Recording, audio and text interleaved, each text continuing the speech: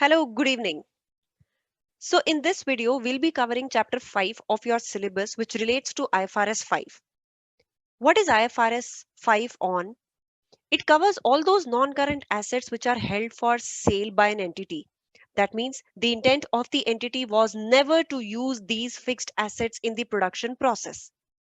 Also, this IFRS covers some disclosure requirements or some information which every entity has to provide to the investors related to the discontinued operations or the segments which may not be operational for the entity.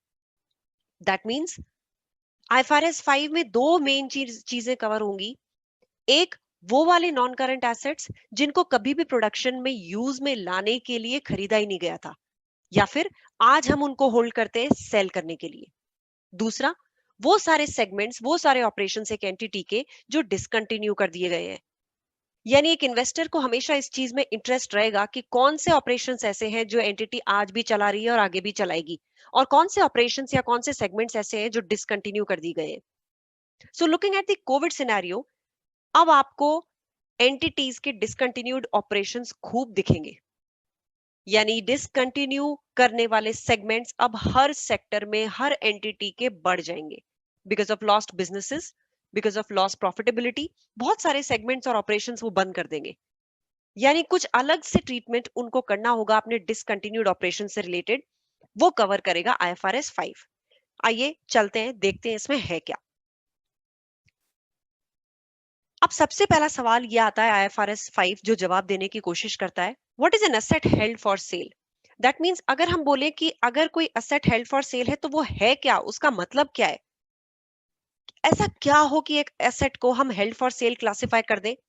उसका simple सा जवाब ये आता है, जब आप उसका carrying amount या फिर उसकी cost minus depreciation, that becomes your WDV, आप इस WDV की वसूली सिर्फ और सिर्फ उसकी सेल ट्रांजैक्शन से करना चाहते हो, apart from any other purpose, any other way. That means use करने के अलावा, यूज करने के थ्रू आप उस असेट को वसूलने की बजाय इसकी वसूली या इसका बेस्ट यूटिलाइजेशन या बेस्ट इकोनॉमिक बेनिफिट आप इसको बेच के कमाना चाहते हो. ऐसे केस में हम इस असेट को हेल्ड फॉर सेल क्वालिफाई कर देंगे. सिंपल टर्म में, जब आप किसी एसेट से प्रोडक्शन करके बेनिफिट्स लेना चाहते हैं तो वो आपकी नॉन करंट एसेट्स में आता है जो PPE का पार्ट बनता है. लेकिन अगर किसी एसेट से आप प्रोडक्शन करके फायदा ना कमाएं और यही इंटेंशन कैरी करें कि हम तो इसको बेच के आगे प्रॉफिट अर्न करेंगे, वो असेट, वो non current asset held for sale में कैटेगराइज होगा.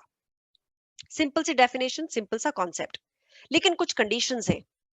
ये कंडीशंस अगर सेटिस्फाई होती हैं तो एक एसेट को हेल्ड फॉर सेल क्लासिफाई किया जा सकता है. ये क्या कंडीशंस है. पहला, ये आइटम इमीडिएटली सेल के लिए अवेलेबल होना चाहिए, जैसा है वैसा का वैसा. दैट मींस अपनी प्रेजेंट कंडीशन में it should be available for sale. आज ही अगर कोई ग्राहक मिल जाए तो आप उसको अभी के अभी कंडीशन में बेचने के लिए रेडी हो. दूसरी कंडीशन, सेल होने की चांसेस बहुत ज्यादा है. तीसरी कंडीशन, मैनेजमेंट यानी कि बोर्ड ऑफ डायरेक्टर्स या फिर वो लोग जो डिसीजन मेकर्स है एक ऑर्गेनाइजेशन के, एक एंटिटी के, वो इस आइटम को बेचने के लिए कमिटेड हो. कहीं ऐसा ना हो कि इन्हीं की इच्छा शक्ति कम हो. इच्छा शक्ति अगर कम हुई तो फिर हेल्ड फॉर सेल नहीं रखा जा सकता इस एसेट को. आप में कमिटमेंट होना चाहिए कि आज ही अगर कोई इमीडिएट सेल के लिए एक बायर मिल जाता है इसी कंडीशन में तो हम इसको बेचेंगे.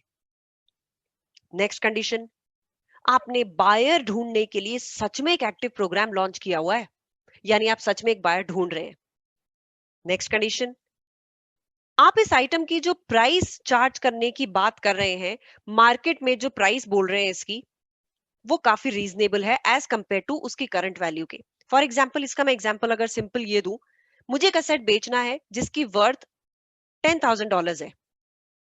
मैं बोल रही हूं मुझे ये बेचना है, लेकिन मैं इसकी प्राइस मांगती हूं $40,000. यानी मेरा इंटेंशन ऑफ सेल कहीं ना कहीं डाउट में आ गया. सिंपल, आपको अगर बेचने का इरादा है तो आपके एसेट की फेयर वैल्यू के आसपास ही तो आप प्राइस चार्ज करेंगे. चलो थोड़ी सी ऊपर चार्ज कर लेंगे, लेकिन थोड़ी सी ऊपर चार्ज करेंगे, 4 गुना थोड़ी चार्ज करेंगे. और इतनी ज्यादा प्राइस अगर आप अनरीजनेबल प्राइस रख रहे हैं, इसका मतलब इंटेंशन टू सेल है नहीं। हम बोलते हैं ना, आम भाषा में भी हम बोलते हैं ना कि बेचना नहीं है शायद आपको। That is the whole idea with this point, that the item should be actively marketed at a price which is reasonable as compared to the fair value of the asset. Next condition क्या बोलती है? Cell होने की पूरी उम्मीद है आने वाले 1 साल में. That means it's absolutely expected that we will effect a sale within 1 year from the date of this classification. Which classification? Where we are classifying one non-current asset as asset held for sale. जैसे ही हमने एक asset को इसमें classify किया है कि अब हम इससे सेल करके कमाई करेंगे, जैसे ही आपने क्लासिफाई किया उसके 12 महीने के अंदर अंदर पूरी एक्सपेक्टेशन है कि सेल होगी ही होगी. और लास्ट कंडीशन, इस सेल के प्लान में कोई चेंज आने की संभावना नहीं है, पॉसिबिलिटी नहीं है. हो तो कुछ भी सकता है, बिल्कुल पॉसिबल है कि आप फ्यूचर में जब इसको कोई सिचुएशन एडवर्स आ जाए, मे बी आपका प्लान चेंज हो जाए, absolutely that's possible. But then again, the intention at the current point should not be that this plan is going to be withdrawn. Simple. You are not going to withdraw that plan of selling it. अगर आपके पास आज भी ये commitment है कि हम इस plan को विड्रॉ नहीं कर रहे हैं, this asset should be held for cell. Simple conditions. आगे बढ़ते हैं. अब इनको मेजर कैसे करें? हमने ये तो आइडेंटिफाई कर लिया कि एक असेट हेल्ड फॉर सेल है. Now how do I measure it? That becomes the next important question. इसका मेजरमेंट होता है सिंपल तरीके से WDV or fair value less cost to sell, whichever is less. WDV को बोलते हैं carrying amount. Fair value less cost to sell net realisable value भी कहलाती है. कैरिंग अमाउंट और net realisable value, whichever is lower. Net realisable value is fair value less cost to sell. Simple. इसमें हम इसको मेजर कर देते हैं.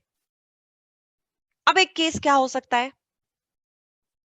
हम एक असेट है जो पीपीई में आज तक क्लासिफाई करते आ रहे थे, यानी कि आज तक हम एक असेट को अपने प्रोडक्शन पर्पसेस के लिए काम ले रहे थे, या फिर एक इन्वेस्टमेंट प्रॉपर्टी थी जिसको हमने हेल्ड फॉर सेल में कन्वर्ट कर दिया. यानी ये एक रिक्लासिफिकेशन का केस है, from where we are taking an asset from PPE और investment property to an asset held for sale. We are trying to change the applicable IFRS.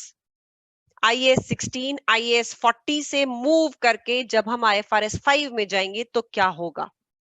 That means simple, आप एक हेड ही change करना चाह रहे हैं, जिसमें PPE के लिए खास बात ये बोली गई है कि वो वाला पीपीई का आइटम जिसको रिवैल्यूएशन मॉडल पे हम लेके आ रहे थे, आज तक रिकॉर्ड करते आ रहे थे. इस केस में क्या करना है? जो पीपीई वाला IAS है IAS 16, जो इन्वेस्टमेंट प्रॉपर्टी वाला IAS है IAS 40, इनके हिसाब से आप वैल्यूएशन कर दीजिए. उसके बाद में रिक्लासिफिकेशन करिए. यानी reclassification to asset held for sale तब होगा जब आप IAS 16 और IAS 40 के हिसाब से इनको रीवैल्यू कर चुके हो. तो इन्वेस्टमेंट प्रॉपर्टी भी हमें फेयर वैल्यू पे लेनी होती है, और पीपी जो हम रिवैल्यूएशन मॉडल पे ले रहे हैं, इसमें भी हमें फेयर वैल्यूएशन का कुछ ना कुछ इफेक्ट डालना होता है. यानी पहले आप इनके रिस्पेक्टिव IAS के हिसाब से ट्रीटमेंट करिए, उसके बाद में इस असेट को हेल्ड फॉर सेल में क्लासिफाई कर दीजिए, and then it is to be expected कि 12 मंथ्स में हम इस असेट को बेच पाएंगे. राइट? आगे बढ़ते हैं. अब बात करते हैं डिसकंटिन्यूड ऑपरेशन की. यानी कि अब मुझे यह समझना जरूरी है कि ये डिसकंटिन्यूड ऑपरेशन है क्या, तभी तो इसके बारे में आगे कुछ जान पाएंगे. So let's quickly see what is this discontinued operation. ये technical language I have used, picked up absolutely the way it was given in the study text because of a very simple reason. ये IFRS के para 32 से आ रही है, so I can change it. ये exactly ऐसी की ऐसी, that is why I have written, so that you can remember some of the pointers used here. Number 1, discontinued operation एक एंटिटी का ही कंपोनेंट होता है. That means it is a part of the entity only, जिसको या तो हम dispose of कर चुके हो या फिर हम उसको हेल्ड फॉर सेल क्लासिफाई कर रहे हो. यानी कि आप ऑलरेडी इस कंपोनेंट ऑफ एंटिटी को बेच चुके हैं, तो अब तो वो आपके ऑपरेशंस के कंटिन्यूड ऑपरेशन सेगमेंट में आना ही नहीं चाहिए. Now you will no longer be continuing with that segment because you have sold it off. इसका मतलब बेच दिया, या फिर दूसरा, आप बेचने के इरादे में आ गए, यानी कि अब आप उसको ऑपरेशंस उसके कंटिन्यू नहीं करेंगे, रादर आप उसको बेचेंगे. सो दैट इज ऊपर ऊपर की डेफिनेशन कि डिसकंटिन्यूड ऑपरेशन हम किसको बोलते हैं. इसके कुछ और भी फीचर्स हैं. वो क्या है? आपका जो बिजनेस है ये उसी का ही एक सेपरेट लाइन बताता है, एक सेपरेट जोग्राफिकल एरिया भी हो सकता है। यानी कि अगर मैं सेगमेंट बोलूं तो बेटर समझ में आएगा। यानी मेरी मेन लाइन ऑफ बिजनेस के जैसा ही है ये सेपरेट, और एक जोग्राफिकल एरिया भी अलग हो सकती है। That segment I am closing. जैसे आई एम मेकिंग शूज, मैंने किड्स शूज, लेडीज शूज और जेंट्स के shoes, I entered into this business. But now because of Covid अब मेरा बिजनेस सफर कर रहा है, तो ये जो बच्चों के स्कूल शूज थे, I am trying to dispose this off, I am keeping this segment for sale. यानी वो यहां क्लासिफाई हो जाएगा डिसकंटिन्यूड ऑपरेशन में। आई एम नॉट श्योर कि आने वाले 1 साल तक स्कूल्स खुलेंगे, so there is no logic that I start manufacturing the shoes, और उसके बाद भी अगर स्कूल्स ओपन हुए तो 1 साल तक शूज रखे हुए, it is going to be a waste for my business line. तो मैं अभी वेट एंड वॉच सिचुएशन में जाना चाहूंगी कि जब सिचुएशन कोविड की ठीक होगी और लगेगा कि हाँ अब स्कूल्स खुल रहे हैं और स्कूल्स महीने 2 महीने खुल चुके हैं, then either I will buy another setup या फिर मैं एक और फैक्ट्री लोकेशन से एक ऐसा सेगमेंट खोल लूंगी। But let me just analyse at this point of time, I don't need that segment जहां पे मैं बच्चों के स्कूल शूज बनाती थी। I don't need that segment, this will be a discontinued operation. Next bullet, what does it से? ये जिस सेगमेंट की बात हो रही है, it can be one of the plans also to dispose of a separate major line of business। यानी कि हमारा एक जो सिंगल कोऑर्डिनेटेड प्लान है उसमें से हम एक हिस्सा भी बेच सकते हैं, that is also categorised as discontinued operation. अब एक ही मेजर लाइन ऑफ बिजनेस में से एक कैसे हिस्सा उसका बिक जाएगा? हमारे पास शुगर मिल थी और शुगर मिल में हमने, एक इमेजिनरी सा लेती हूँ कि शुगर की हमने 4 अलग अलग प्लांट्स लगा रखे हैं जिसमें शुगर केन को प्रोसेस करके हम रिफाइंड शुगर बनाते थे। मेरी major line of business sugar बनाना ही है। एंड यहाँ पे what I have decided is, because sugar मुझे लग रहा है कि it is loss making, now people have started eating brown sugar. मेरी शुगर नहीं लोग अप्रिशिएट कर रहे हैं, they are not buying my sugar, maybe because of the health issues which are coming up because of consuming sugar. Now I would like to sell off one small or one part of my this manufacturing line। तो जहां 4 मेरे पास manufacturing lines थी sugar बनाने की, उसमें से मैं एक बेचना चाह रही हूँ।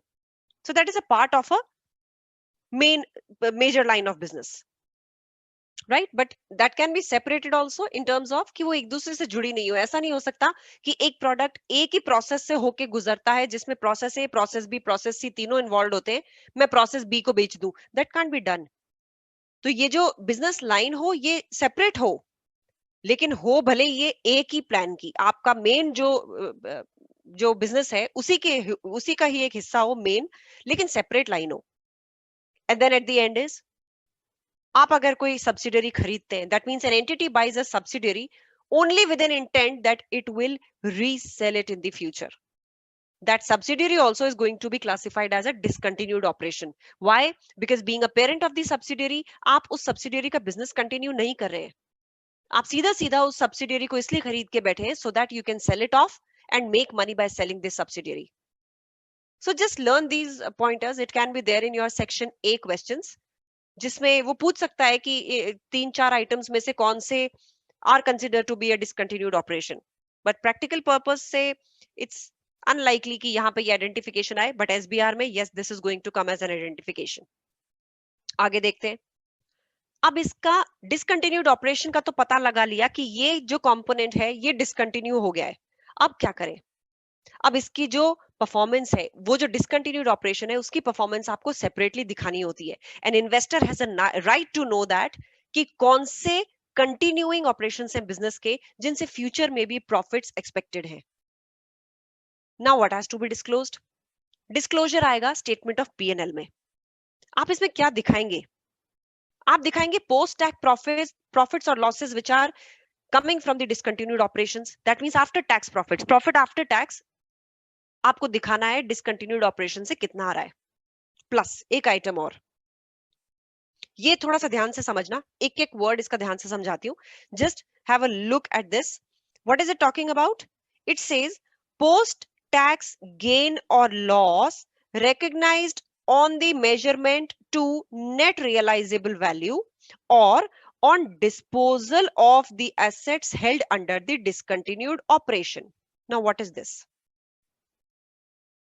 आपने नेट रियलाइजेबल वैल्यू मेजरमेंट किया या फिर असेट्स डिस्पोज ऑफ कर दिए उस डिसकंटिन्यूड ऑपरेशन के, उसमें भी तो कुछ गेन या लॉस हो सकता है। यही गेन लॉस आपको आफ्टर टैक्स लेना है। यानी कि अगर डिसकंटिन्यूड ऑपरेशन से रिलेटेड या डिसकंटिन्यूड ऑपरेशन की कोई भी एसेट्स हैं, या तो उनको आपने डिस्पोज ऑफ कर दिया है या फिर उनको नेट रियलाइजेबल वैल्यू पे आप मेजर कर रहे हैं, इसके ऊपर कोई गेन या लॉस जो भी हो रहा है उसको आफ्टर टैक्स भी आपको यहाँ पे ऐड करके दिखाना है। यानी दो आइटम्स हो गए यहाँ पे पीएनएल में डिस्प्लेस डिस्क्लोज करने के। पहला पोस्ट टैक्स यानी कि आफ्टर टैक्स प्रॉफिट और losses of the discontinued operation, plus दूसरा डिसकंटिन्यूड ऑपरेशन के जो एसेट्स हैं उनको नेट रियलाइजेबल वैल्यू पे मेजर करने के या फिर उनको डिस्पोज ऑफ करने पे जो गेन या लॉस हुआ उसका post tax amount. These two you have to clearly show on the face of statement of profit and loss. यानी ये आपको यहाँ पे सीधा दिखाने बहुत जरूरी है, so that the investor understands कि आपके डिसकंटिन्यूड ऑपरेशन से रूटीन का प्रॉफिट या लॉस क्या आ रहा है, और अगर कोई एसेट आपने इसके बेचे हैं उसके रीमेजरमेंट पे या डिस्पोजल पे क्या आफ्टर टैक्स प्रॉफिट या लॉस हो रहा है। This is what an investor has the right to know. Apart from this, क्या डिसकंटिन्यूड ऑपरेशन से कुछ और चीज होती है इंपॉर्टेंट? यस, प्रेजेंटेशन इसका बहुत इंपॉर्टेंट होता है। ये प्रेजेंटेशन कैसे आएगा ये देखिए। Discontinued operation statement of PNL कैसे दिखेगा जहां पे डिसकंटिन्यूड ऑपरेशंस भी एक बिजनेस के पास है। तो ये बिजनेस अपने जो पीएनएल है उसको बाइफरकेट करेगा कंटिन्यूइंग ऑपरेशंस में और डिसकंटिन्यूड ऑपरेशंस में। सो continuing operations it will show and it will also show discontinued operations, ये दोनों चीजें ये शो करेगा। और उसमें से सीधा सीधा दिखाएगा कि कितने प्रॉफिट्स इसके डिसकंटिन्यूड ऑपरेशन से हो रहे हैं और कितने प्रॉफिट्स आफ्टर टैक्स इसके कंटिन्यूइंग ऑपरेशन से हुए हैं। तो अगर मैं किताबों से बाहर बात करूं कि आप इसको कैसे समझेंगे, ये वाला जो नंबर है ये एक इन्वेस्टर को फ्यूचर दिखाएगा इस बिजनेस का, इस कंपनी का, क्योंकि यही ऑपरेशंस वो हैं जो आने वाले सालों में इस कंपनी को बेनिफिट्स अर्न करके देंगे। लेकिन ये जो प्रॉफिट्स इस साल आए हैं, ये जैसे ये बिजनेस बिक जाएगा ये आने बंद हो जाएंगे। सो अगर इसका मैं सिंपल एक एग्जांपल लूं कि अगर आपका ये वाला नंबर बड़ा है, ये नंबर छोटा है, तो ऐसे केस में ये सिग्नल है कि जो ऑपरेशंस बिजनेस चला रहा है उससे तो प्रॉफिट हो रहे हैं कम, लेकिन जो बेचा है उससे प्रॉफिट्स हो रहे हैं बहुत ज्यादा। तो ये जो टोटल नंबर है इससे देख के ज्यादा खुश ना हो जाएं, इसमें वो नंबर ज्यादा बड़ा है जो अगले साल होगा ही नहीं, और जो अगले साल होगा वो नंबर तो बहुत ही ऐसा है जो डाउट क्रिएट करता है कि पता नहीं बिजनेस आगे कैसे सरवाइव करेगा। So if the current year's profit this number comes out to be 100 और आपको यहाँ ये दिखता है कि भाई ये तो डिसकंटिन्यूड ऑपरेशन से तो अमाउंट यहाँ पे बुक हो रहा है 80 का और कंटिन्यूड ऑपरेशन से बुक हो रहा है 20 का, इसका मतलब ये एक इन्वेस्टर के लिए सिग्नल है next year this 80 will not be there in the books of accounts if this business gets sold. तो वो अकॉर्डिंगली अपनी डिसीजन मेकिंग कर पाएगा, क्योंकि यहाँ 20 का नंबर बहुत छोटा है। देखने में ऐसा लग रहा है कि भाई चलो ठीक है 100 का प्रॉफिट हो रहा है, वेरी गुड, बट रूटीन में तो 20 का ही आने वाला है। वंस दिस 80 वाला operation this segment will be sold, आपके पास स्टेटस क्या बचेगा? 20 की अर्निंग बचेगी हर साल। That's a very low figure. That means if you are investing, if you are trying to invest और thinking to invest in such a company, you need to be very careful while looking into the balance sheet. Now let me just show you one practical balance sheet also which you should ideally know कि अगर सचमुच में कोई balance sheet हम देख सकें तो मैं आपको वो दिखाती हूँ।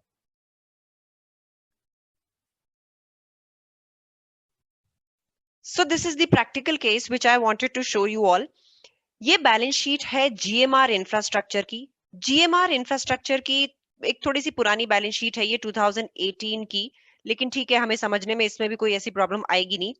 अगर हम यहाँ पे क्लियरली देखें तो ये सीधे सीधे दो अलग अलग हेड्स में अपना पीएनएल बनाते दिखेंगे।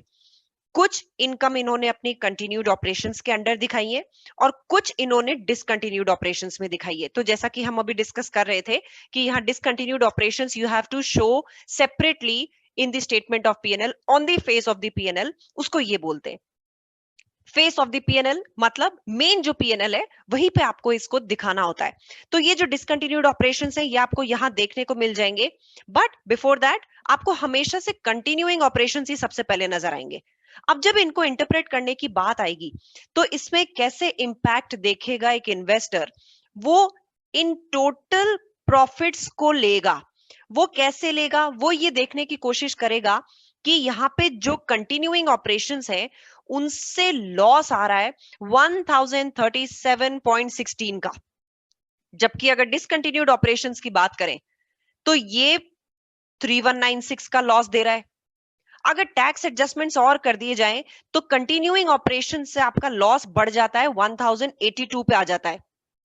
लेकिन जो डिसकंटिन्यूड ऑपरेशंस हैं उनका जो इंपैक्ट आता है वो होता है रिवर्स, लॉस थोड़ा सा कम हो जाता है because there are losses. So 31.94 loss होता है डिसकंटिन्यूड ऑपरेशन का फाइनल आफ्टर टैक्स, और ऐसे ही कंटिन्यूइंग ऑपरेशंस का लॉस आ जाता है 1082।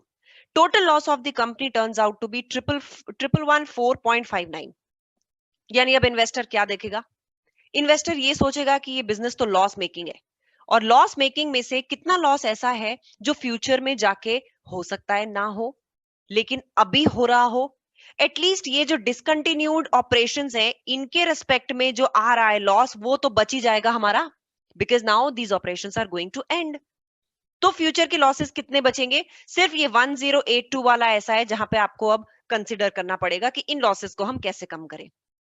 Saying this is how this representation when it comes to the face of the P&L, it gives an investor some idea कि जो continuing operations है उनसे आपको क्या फायदा मिलने वाला है, और जो discontinued operation है वो discontinue करने की वजह से कितने losses आप बचा जाने वाले हैं।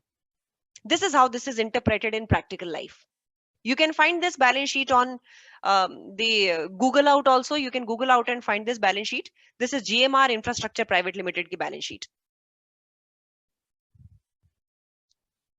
Now coming back to the page of the PPT, ये आपके पास मेजर एक सिस्टम होता है and this is overall the concept related to IFRS 5। So IFRS 5 इतनी ही बातें करता है, इतना ही बोलता है, और आपको इसमें जो मोटे मोटे पॉइंटर्स हैं वो ध्यान रखने के लिए दो ही चीजें होती हैं, that there are certain non current assets which are held for sale and there are some discontinued operations which can exist in an entity. How to deal with them is being told by this IFRS 5.